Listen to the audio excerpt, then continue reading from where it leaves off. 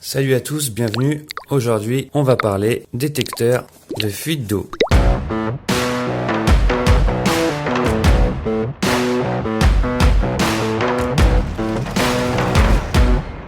Alors le voilà, il mesure à peine 4 cm et demi.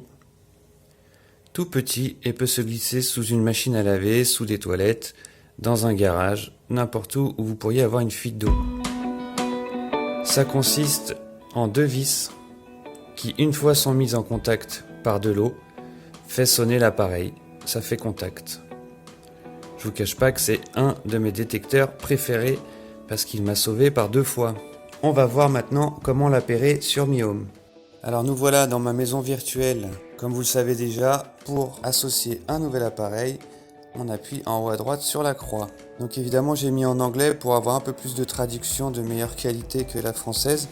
Après vous pouvez mettre en français, il n'y a aucun souci. Alors au niveau des capteurs, je pense que c'est là qu'on peut le trouver. Exactement, je l'ai vu.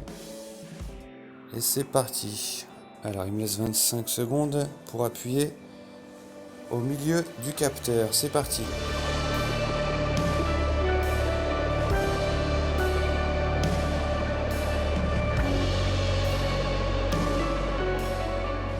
Donc comme d'habitude, je le mets à une pièce. Celui-là va aller dans ma salle de bain.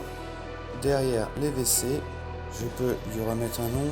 Je vais lui mettre SDB simplement.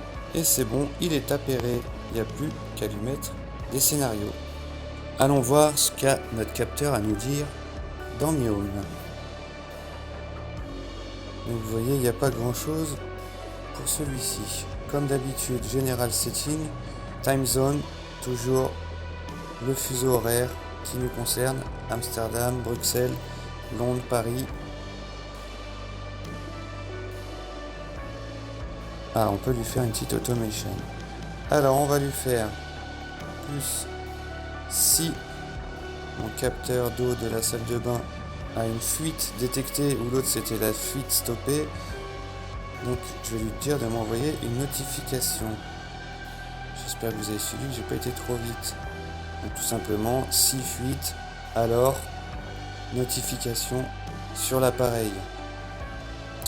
Et je marque SDB fuite en cours. Théoriquement, ces scénarios sont déjà faits, vous n'avez pas besoin de les faire, mais bon, on va faire le test ensemble, comme ça on sera fixé. Allez, c'est parti pour le petit test. On y va. Voyons voir ce qui se passe. Voilà, j'ai eu mes notifications et je peux constater qu'il y a bien mon scénario qui a été activé.